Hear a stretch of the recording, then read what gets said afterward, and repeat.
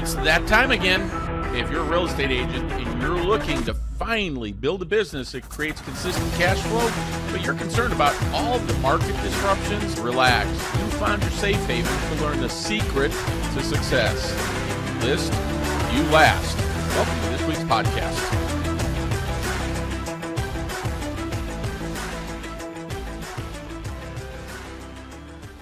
Hey, welcome, fellow listing agents. Bob Mangold, the listing coach, here with episode 39 of the If You List You Last podcast.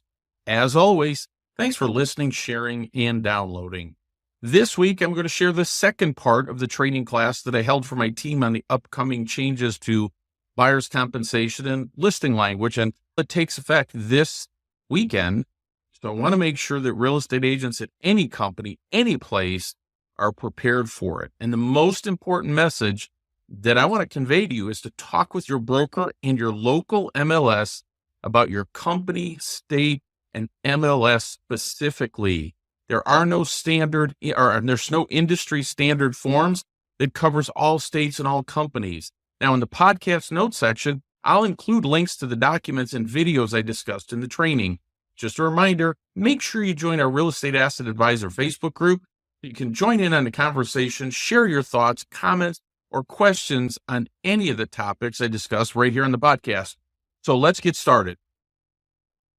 So just understand these are just conversations that need to be done up front. And I want you thinking about these things because when they occur, because they will occur, that you're prepared and made a decision on what you would want to do. I know what I would do, but I'm not telling you because you have to determine what you want to do. You just need to understand it now. Hey, Bob. Uh-huh.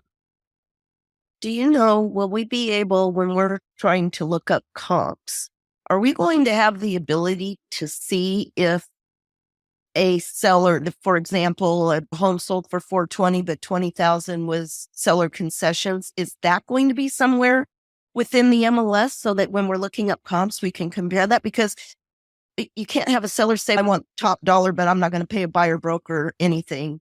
And top dollar is paying a buyer broker. Do you know what I'm saying? I do. And it's 100% like a great question. Unfortunately, my answer has to be, it's going to depend on your MLS.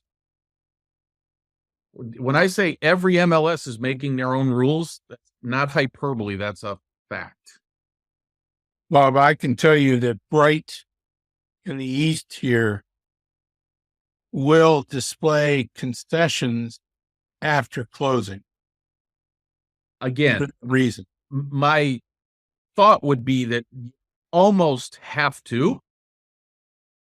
And if it closed, it doesn't matter. You're not hurting any negotiation leverage or anything. I can't see where that happens, but it's up to the MLS. And it's up to, if lawyers go, hey, that'd be a good reason for us to sue them, which I can't see that, but check with your MLS is the right answer. So for Fred in Bright, that's the answer. It will be. Karen, you're California. You're a different country. Thanks. But it's true. Oh, yeah. I can't argue that point. I'm going to sit in on a town hall, an NAR town hall this afternoon with our Gov Hutchinson from CAR about this stuff as well. So I'm going to ask guys, I would tell you, as many of those kind of events that happen, whether they're NAR, your company, your MLS, our company, other companies that let them in, it doesn't matter. I don't know of anybody else who's doing that, but whatever. If they do, you need to get educated. And this one, Gov Hutchinson is our CAR legal guy. So the big one. Yes, I want to hear what he has to say. And the other thing too, folks, I just put in the chat box the link to the page that you see on the screen right now, which has all these forms, has some videos, scripts. It's helpful. If you're listening to this on the podcast, it's down in the description in the podcast because I'm going to put it in there. As a company, we have made the decision to share this with every agent at every company.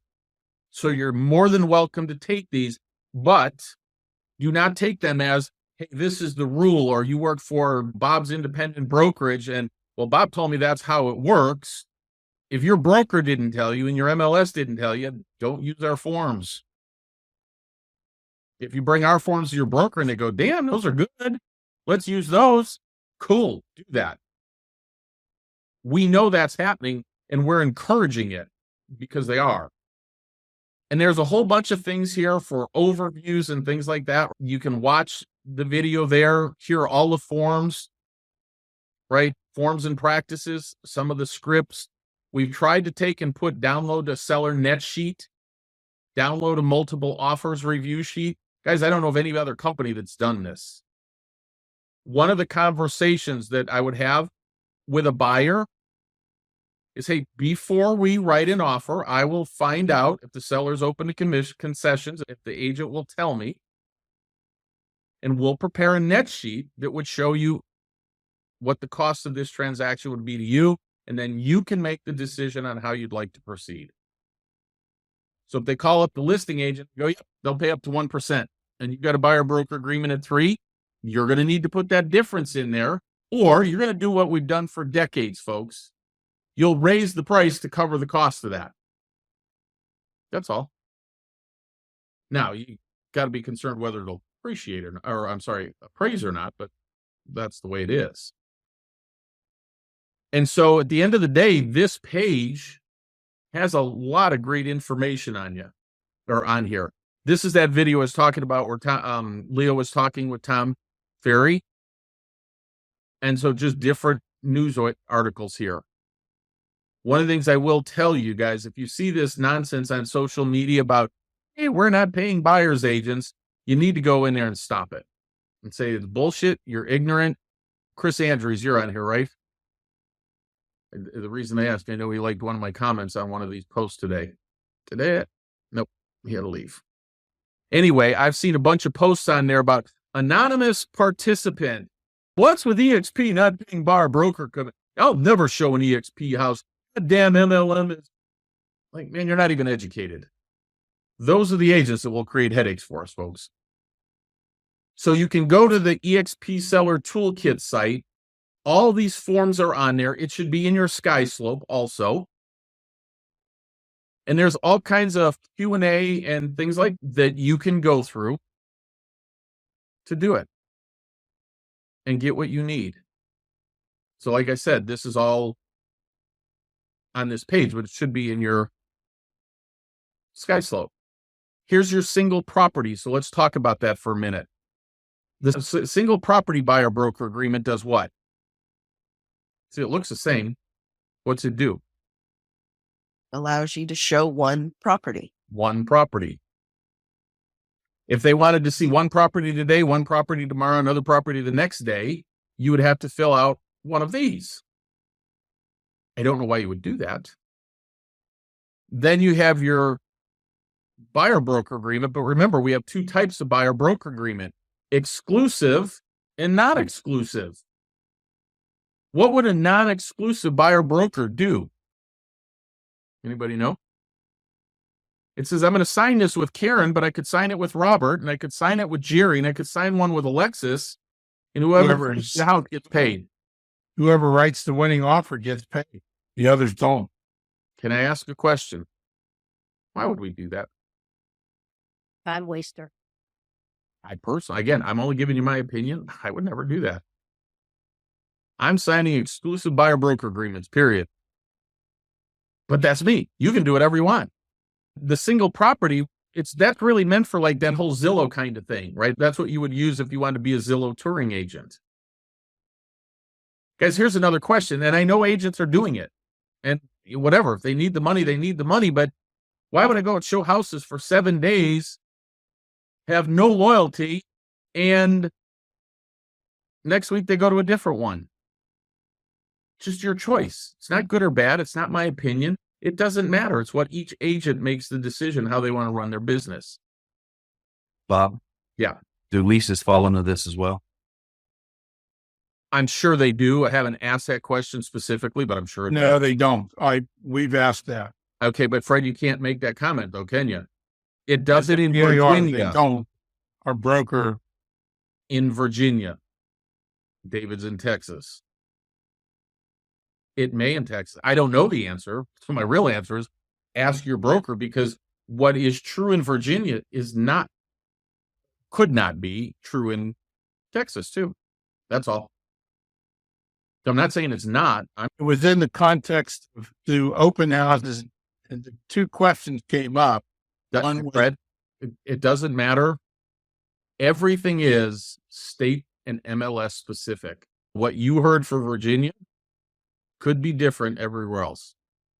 It's true. Bob, I'm but from in this Texas. particular case, she asked about open houses and rentals being part of the settlement on a national basis. So you're right. Check with your broker. Open houses don't need it, and rentals don't need it, nor does commercial. Open houses definitely don't need it. So here's the other thing. As long as you brought up commercial, Fred, this is how commercial brokers have always worked. Like they're looking at the residential side going, what the hell are you people freaking out for? This is how we do business. They think it's funny because this is how they've always done business. So I know we freak out on the residential side, but guys, it's not the end of the world other than, man, make sure your paperwork is right. That's all. And if you don't know, go ask. Don't assume. Well, I think that's what it means. Don't do that, is what I'm telling you. That's all. I'm in Texas, and this morning Karen Richards gave a really good, she's the overall broker for Texas, gave a really good synopsis on how to accomplish this. And she stated that no, the lease forms are not in this, but they would prefer that you go ahead and sign the buyer's representation agreement for leases. Which is my point. Each state is going to be different, guys. And the truth is, it might just be that broker's requirement to cover their butt. Because remember, Rebecca, do you know how many agents we have in Texas? I don't know anymore. A lot, right? Yeah, it's like if I was A lot. I don't remember. A lot. Imagine being the person that's responsible for the 8,500 people. And so the easiest way, if I was a broker, say, just do it. And if it wasn't required, but you did it and you were more transparent, we're all good. So it could actually come down to even the broker's desire for how you do it because you're working under their license. And if I was actually a broker, I would be doing the same thing. Even if it wasn't necessarily a requirement, or understand this, guys, there are so many gray areas in all this nonsense. It's ridiculous. So again, if you listen to the Leo and Tom Ferry's conversation in there, and Leo's the one who's been really involved in this, you may have one clause in that settlement agreement and a clause 2 down from it totally says something different. Both clauses are in the contract. Which one wins? The answer is nobody knows. So the best way to do it is to cover your butt and be as thorough as humanly possible. And when you don't know, ask. Bob, you said that people are looking to turn you in all the time. Is there an incentive? Why are they? You said we should all be working together, which I agree, so that we are successful, both sides. What's the angle for trying to bust everybody other than from an NAR side of things? They're trying to do audits and make money through fines. Am I missing anything? No, it's the money through the fines. Catch 100 people, you just add $2,500 a pop. You just add $250,000. I guarantee you, come August 18th, they could catch 100 agents without blinking an eye. It's a financial incentive. Where's that $450 million going to come from? Us. NAR exists based on our dues and like this crazy stuff. Now, some of them, they own MLSs, some of them, they don't. But boy, if I was running an MLS, and I'm just going to use Houston as an example, because I actually think they're a really good MLS. So David, tell me if I'm wrong on this. But do they have a financial incentive? And I know they say, hey, I'm protecting the consumer by doing this. Let's even say for a minute that it's coming from their heart and they're doing it to protect the consumer. But they go and catch 100 people at $2,500. It's $250,000 of their budget. Do they have a good reason to? Absolutely.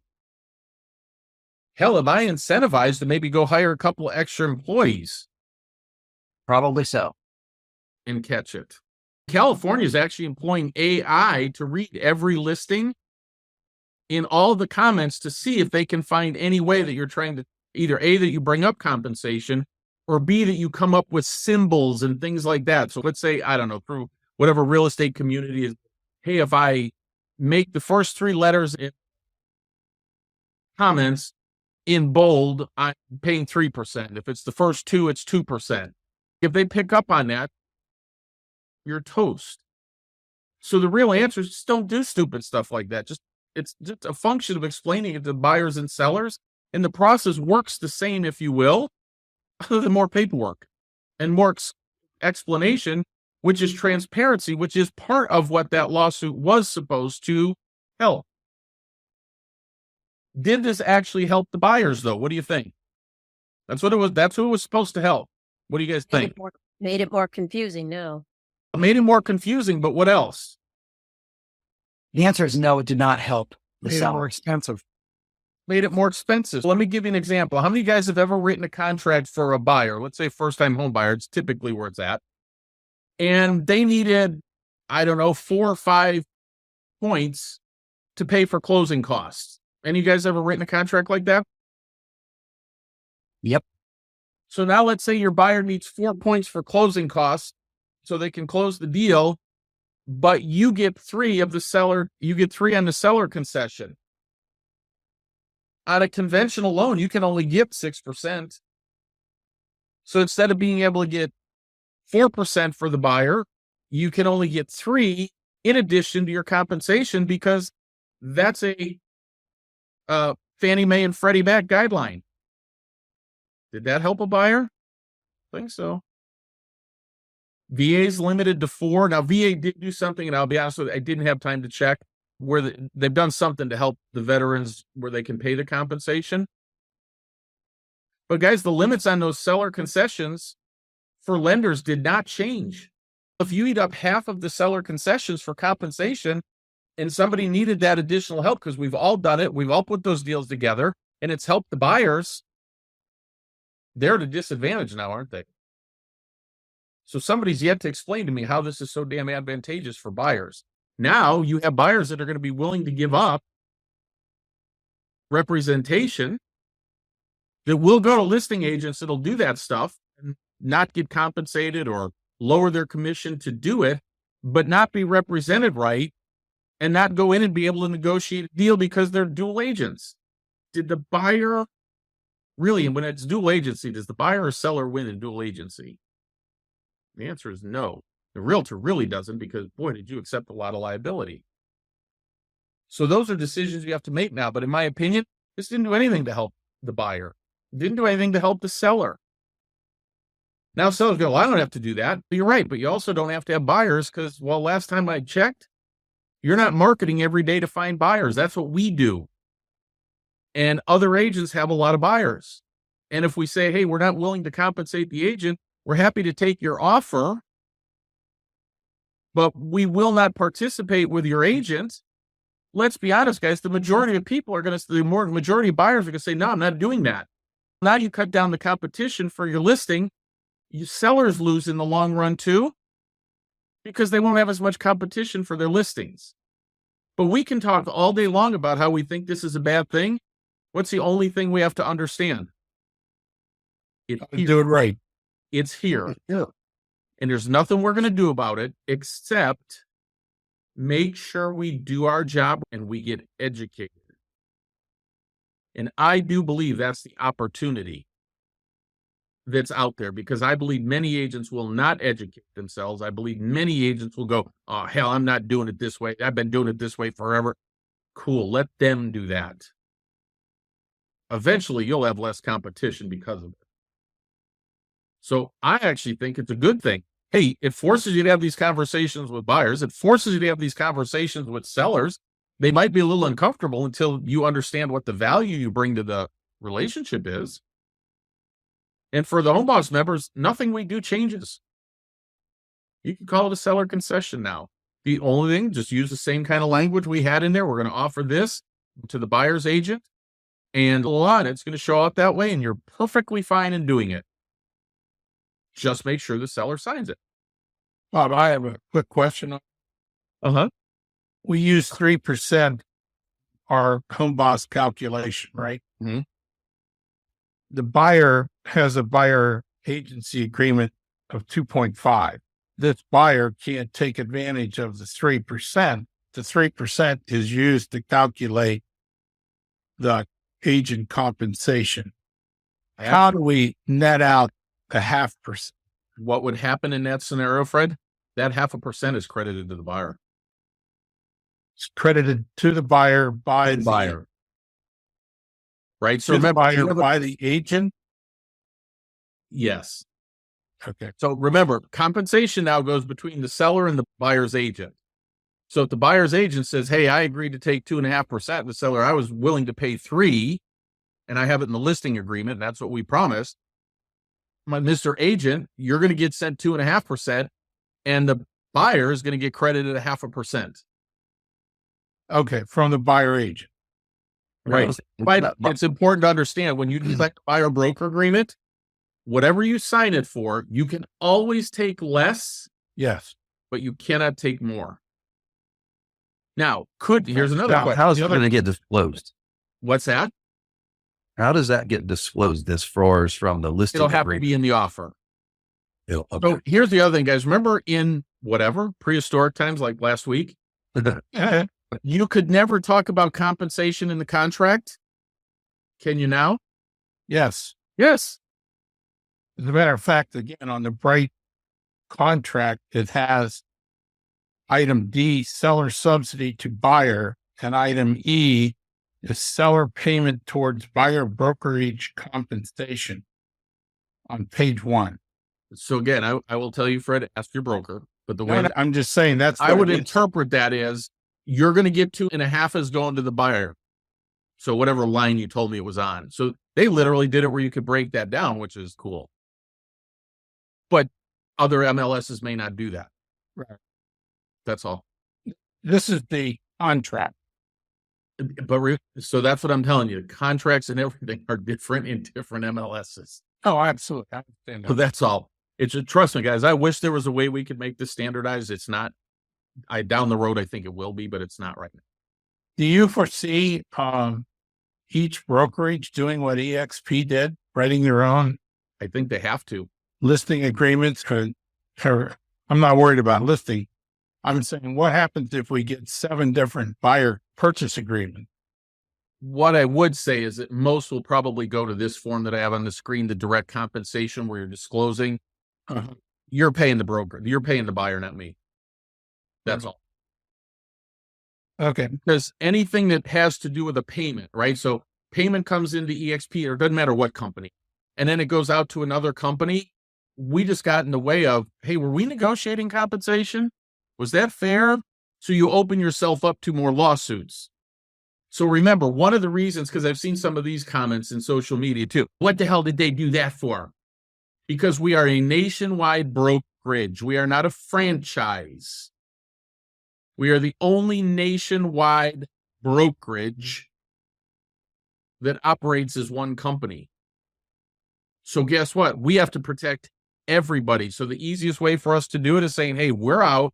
Mr. Seller, Mrs. Seller, you pay the buyer's agent, whatever it is that you agreed to in the contract, and we're out of the way. That's really what we did. Because if we're out of the way, can we get sued for that? No. And again, what's the other people? Oh, lawsuit, big deal. Hey guys, we're publicly traded. Many of us have become tremendously well off because of the stock. Do you want to see the stock tank? Because we got a million home sellers in a class action lawsuit for how we handled commission after this. If you own stock in this company, you don't. Right? If you're just, whatever, independent agent or Bob's Century 21 or Bob's Remax or any of those, and the franchisee goes under, your life going to change? You're going to go online and you're going to switch your license to another brokerage and have a good day. You're good. Doesn't work like that for a nationwide company that's publicly traded. We got more risk in that. They did a fantastic job, in my opinion, of protecting their agents through this. So I do believe that eventually every company will get to this. But remember what I just said, if there's franchise companies Let's say they got 2,000 franchises. Each one of those are individually owned and operated. They can make whatever decision they want. It's not like the franchisee. They could amend their franchise agreement, but that's not always easy. We just have a different setup in this company because we are one company nationwide. And they did a hell of a job of protecting the agents. That's it. We're still paying buyer's compensation and everything else. It's just going from the seller to the buyer's agent. Period. What other questions do you have? I put the toolkit in the chat box. I put that video, even though it is, I believe this is the one. Let me just verify. Yep, that's the one. I did put the link in there for that too. I highly recommend you watch that too. In addition, my answer right now, or my comment right now would be, guys, get yourself as much education as possible, but then sit down with your state broker and your MLS and make sure you're doing it the right way. Bob, quick, on a listing agreement for Home Boss, in the past, we would put 6% total or 5.5% total, and then we delineate how that would actually be paid. You're still going to do the And same you said thing. nothing's changing, but I think there is something changing now. We're not doing that anymore. Is that correct? No, I didn't say that. So just continue forward the way we've been doing it. Is that correct? What's that? So then we're continuing forward the way we have done it. You're going to Okay. take right here in listing price, listing broker compensation. You're going to check 3, and then you're going to go put our standard language in the additional terms and services, or additional terms and conditions. And if it doesn't fit on there, add an addendum page. Okay. The only thing we're going to change is take your domain name out of your instructions for agents that you upload as a private document. And don't put your website in private comments, public comments, anything. They don't go in MLS. Other than that, nothing. Guys, Home Boss was built for this time, for this to happen. It's built for this. How does the agents get to the website then if they don't know what it is? Where it is? Because they're going to come to your open house. They're going to call you. Robert and I had this conversation the other day. Is it a bad thing that agents have to call you for information? No. It's a good way for you to form relationships. When our Indiana MLS, when you have to do the auction, you have to classify as an auction. It asks you for the website. Does it really? Yeah. But again, Tom, it's that I don't think that's in Indiana, but that's your MLS. That's it. Yeah. And the question is, come August 17th, will they still do that? And I don't know the answer to that. But We it's just switched to Flex MLS and it sucks. yeah. Hey, at the end of the day, guys, if they have it in there, I don't see how they could find you if they said, hey, what's the website? If they do it that way, but I follow their guidelines and there's nothing they could do that. It's my answer to everybody in there. I wish I could tell you they were all the same. They're not. Like if you're in California where they have 9 MLSs just in the southern half of California, holy crap. Imagine what that's like for us as a company to have to deal with all those MLSs. The point then, Bob, would we then in private remarks put things like call me for additional details? Is that the kind of Yep. stuff we're going to start putting in there? Call or text me for information or details, whatever you want to say. Yep. Okay. So Bob, is the 2 clicks meaning if you said text me and you sent them a link, the link would have to Nope. take Nope. They call you for a text. It's not anything. 2 clicks out of the MLS. So if we had our private realtor doc in there and they clicked on it and it went directly to your Home Boss site, that's 1 click away. If you put that link in Zoom somehow, although I promise you they'll catch it, but let's did, and somebody clicks it and it takes them to Zillow and Zillow takes them to your site, that's not 2 clicks away. So just don't put it in there, guys. Don't overthink this. Just don't put the URL anywhere in your MLS. That's it. But once they contact you, That's a whole different animal, man. then you've solved the problem. All this, guys, is only about the MLS advertising commission. You can go nuts if you want. Like I think I posted that sign where somebody put the sign writer up. And I've seen people in social media commenting, oh, that's amateurish or whatever, and like ripping on the people and whatever. Like, man, you do whatever you want to do, you. And as long as it's legal. That's all. And so all these agents that are making comments and whatever, that's all there is to it. And so as long as it's not in there, you're good. You can run Facebook ads to it. You can put it on flyers. You can have it all over the open house. You can do whatever the heck you want to do. Just not in the MLS. So it's not, I know I've talked to some agents like, I don't even want to talk about compensation. They're all freaked out. It's part of the business. And as long as it's not in MLS, you don't have anything to worry about. And if you put it in your contracts, whether buyer, broker, or listing agreement, and it's in writing, you have nothing to worry about. It's just business as usual. Just make sure you know your rules and your guidelines. That's all. And then don't take shortcuts. Don't try to outthink somebody.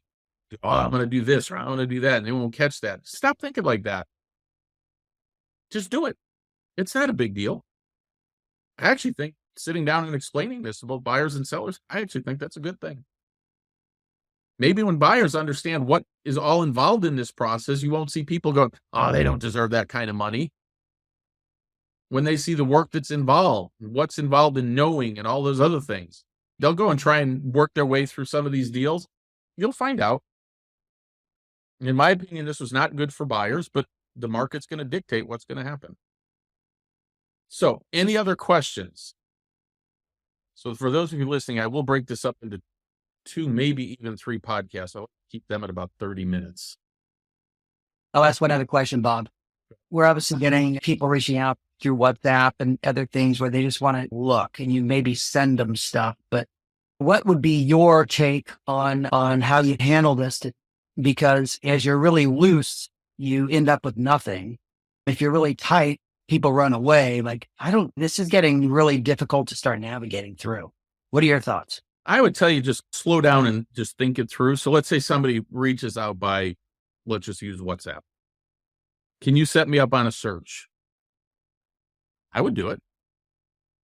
I'm not taking them out to show houses till we sign a buyer broker agreement. But it doesn't state in there anywhere in any of these guidelines that to set somebody up on a search, you need a buyer broker agreement. Right. I would do that. Okay. Just don't go out and show them a house without one. Okay. You know how I've seen a lot of agents say, you know what, hey, I show the first one before I sit down and have that conversation with them, and then I get them to do it. That way I get to meet them face to face and all those other things. It's the same thing, except now you can't do it. So if you want to show the first property and kind of demonstrate your expertise, that would be a place for the single property buyer broker agreement. But then explain, I'm going to do this just because it's for this property and we showed it the first time. But let me explain how the process now works and what we're mandated by the Department of Real Estate for the state of Arizona. Says that we must do business in this manner or we'd lose our license. So let me explain how that would work.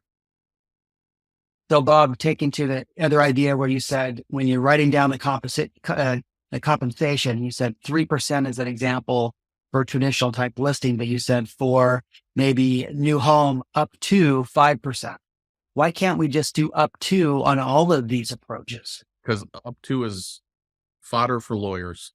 So you're saying it could be up to, but then blah, blah, blah. Just don't do it that way. I promise. Has to be exact.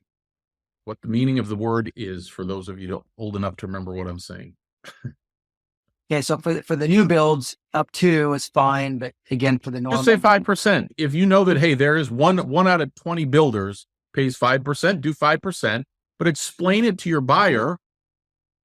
Most of them don't offer that.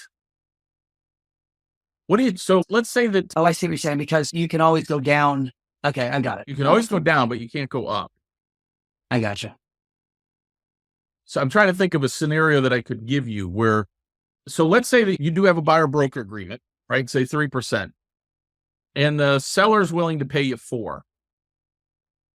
You can only collect 3%, correct? Can you do an addendum to the buyer broker agreement stating that, hey, on this property, I'm going to do 4%? Yes. If the buyer agrees to it, right? And It's got to be, so you can addend a buyer broker agreement. You're just going to have to get the buyer to Sign off on accept that. Yeah. What do you think the majority of buyers are going to do in that scenario? They'd be okay with it. They might, or they might go, how about if we do this? How about if I split the difference? They could. And can you do that? Yes. Yeah. It's just got to be in what? Right. So that's what I said. So it's not that, ooh, you can't do business or all these things that everybody's freaking about. You can do it. It just has to be in writing, and you have to have these conversations. You just can't just do it that way. Oh, this is something I just noticed in here too. Broker is or is not authorized to disclose the existence of offers, including sales price or terms. Oh, this is actually in the listing agreement now. I think this is pretty cool. What would you guys, if the people go, I don't know, what's your opinion? What would you guys say? Is. That means, hey, including sales price and or terms. I don't mind, Fred, you telling somebody that I got other offers, but I don't want you telling them what the price and terms are. Why not? Because then I lose my negotiating leverage. If I send it out to highest and best, you told me to do it, I have to tell everybody what the offers are right now then. Buyers prefer the transparency. When buyers compete, sellers win. Well, that's the home boss way, so we don't have this issue because all offers are visible. So if it's a home boss listing, you have to say is, because you're going to show that, although the terms are not on a home boss listing, right? The good news is it's not your decision. This is a seller. Right. In my experience, then many buyers be turned off by the highest and best counteroffer and not having any idea what they're bidding against. Yeah. Oh, we hate them, right? And Buyers hate them. We hate them. We all hate them.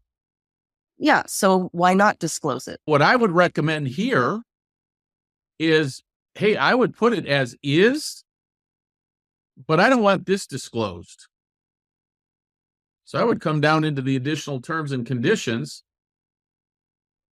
This is an addendum to item number, whatever that was, wherever the hell it is, 7. Broker authorized to disclose the existence of offers excluding sales price and or terms. Is there any reason you can't put that down here? No.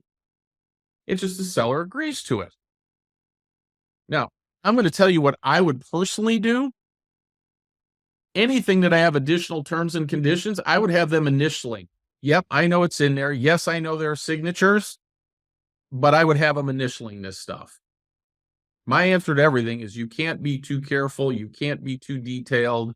Initial it. If you're doing any kind of changes to anything or they're not 100% clear, initial. This is all pretty basic, clear stuff. But if you have things that you're going to add like that, just have them initial it on top of it. Yeah, you're disclosing it. It's initialed. You did everything you could to make sure that they understood what they were agreeing to. Does that make sense? Yep. And in addition to the language at the bottom, would you also cross out the language in that line? Wait, so you broke up somewhere about halfway through that. Oh, so just curious if it would be a good idea to also cross out the language in that line about the terms and the price. What I have on the screen right now is 20, 21, 18, 19, 20, 21. Which clause? Oh, I was just saying if you're going to add that language into section 21 and about item 7 with the price and terms, would you also cross out the language about the price and terms in 7 and have them initial that? 7 is the authorization to promote. Where the broker is or is not, Bob, in that parentheses. Oh, here? I wouldn't cross it out because that will simply amend it. Yep. That's all. Could you? Sure. Is it going to hurt anything? Technically, think of it. And here's what I was going to say. You could cross it out and have them initial it. Exactly. And then you're putting it in the additional terms and conditions. So absolutely. Here's what I'll tell you. Whatever you can do to be as thorough as humanly possible, the better it is. Just the better it is. Gotcha. So I wouldn't be afraid to do that. No. As much detail and clarity as you can have, the better you protect yourself and them. But I actually think those are good conversations to have with sellers because this is the stuff that we deal with all the time, right? Now they have a better understanding of what we do and what our responsibilities are and things like that. For me, I'm just not a fan of giving up anything that I give up negotiating leverage. That's me. Have other people go, hey, I don't care. My job's to put the deals together. I take mine a little more serious. My job is to get the best deal possible for my people, whether buyer or seller. It doesn't matter to me. That's my job. Not, I got to put it together, but I also got to put it together and make the best deal possible for them. That's my fiduciary responsibility. So I'm not saying anybody else is wrong, just how I look at that. I take that whole fiduciary responsibility thing really serious. Any other questions? Now, this is probably going to be 3 different sessions of a podcast. And I will post all this stuff in there. That language I promise you, Marissa will post in the Korea Mastermind, and we'll go from there. All right, folks. Bob, are you going to send out that piece of text you were reading off the piece of paper? We're gonna upload it to the Mastermind. Thank you. So, and that's how I'd always do it, unless it's a home bus listing like that. But yep. All right, folks. Thanks for being here. I hope that helped you, and that you're not as afraid of it as you were before. Make sure you use this toolkit. I would tell you to read through those documents. Really, I spent a lot of time on Saturday in an airport reading this stuff, watching videos, and pretty much all day Sunday going through all the different forms, all the different scenarios, watching different videos, seeing different input and whatever. Ultimately, the input that is most important to me is what our own company set up and the MLSs. So I hope that helps, and we'll get all that stuff posted. Make sure you review it. Make sure you call your MLS. I would think some of your MLSs guys would be having classes on this stuff too. I would tell you to go to this. So hope that helps. Don't be afraid of it. Just be thorough. Get everything in writing. And you know your value to the consumer, so don't freak out. Okay, I hope these 2 podcasts have been helpful.